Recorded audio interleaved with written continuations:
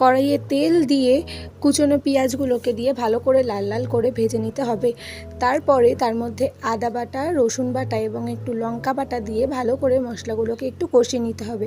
তারপর একটু হলুদের গুঁড়ো, জিরের গুঁড়ো আর লঙ্কার গুঁড়ো দিয়ে ভালো করে মশলাটাকে কষিয়ে নিতে হবে। ভালো করে কষাতে কষাতে অনেকটা তেল ছেড়ে গেছে, দেখছেন। আর এই প্রসেসেই কিন্তু এটাকে 5 থেকে 10 মিনিট ভালো করে কষিয়ে নিতে হবে, যাতে কোনো পেঁয়াজ রসুনের আলাদা কাঁচা গন্ধ না আসে।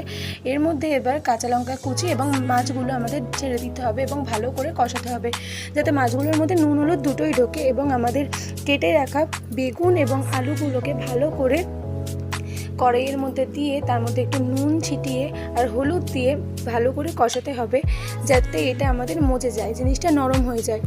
আর এটাকেও কিন্তু 5 থেকে 10 মিনিট ভালো করে নাড়তে হবে, যাতে আলুগুলো একটু ভাজা ভাজাও হয়ে যায় আর জিনিসটা নরমও হয়ে যায়। এরপর এটা আমরা কিছুক্ষণ 5 মিনিটের জন্য ঢেকে দেবো। 5 মিনিট পর আমরা ঢাকনা খুলে দেখব, কিন্তু অনেকটা জল উঠে গেছে। তো জলের সাথে সাথে আমাদের আলুটাও কিন্তু ভালোভাবে সিদ্ধ হয়ে গেছে। তো এটাকে জলটা তো শুকাতে হবে, তো ভালো করে কিছুক্ষণ আমাদের নাড়তে হবে, যাতে জলটা ভালোভাবে শুকিয়ে যায়।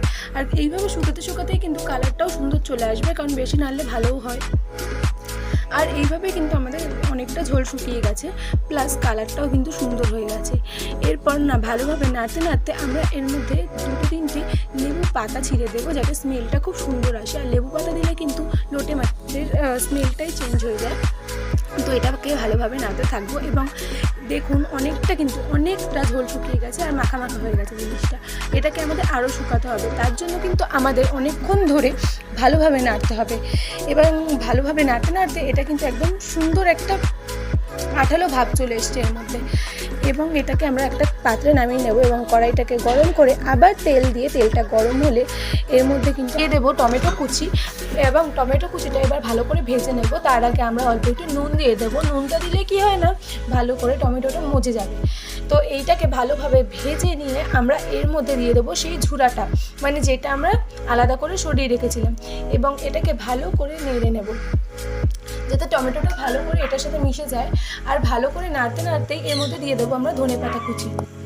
আর ধনেপাতা কুচিটা দিয়ে ভালো করে আমরা ধনেপাতার সাথে এই জিনিসটা ভালো করে মিশিয়ে নেব, যাতে ধনেপাতার একটা আলাদা ফ্লেভার চলে আসে। আর ধনেপাতা দিলে তো সব রান্নারই টেস্ট চেঞ্জ হবেই, আর এটার তো হতেই হবে, কারণ এটা লোটে মাছ, আর লোটে মাছে একটু ধনেপাতা না দিলে ভালো লাগে না। তো এটা প্রায় আমাদের হয়েই গেছে। এরপর কিন্তু আমরা এটা কিছুক্ষণ আঁচে রেখে একটা পাত্রে নামিয়ে নেব। আর এটা হয়েই গেছে, এবার আমরা নামিয়ে নেব। আমাদের কিন্তু রেডি হয়ে গেছে লোটে মাছের ঝুড়ো।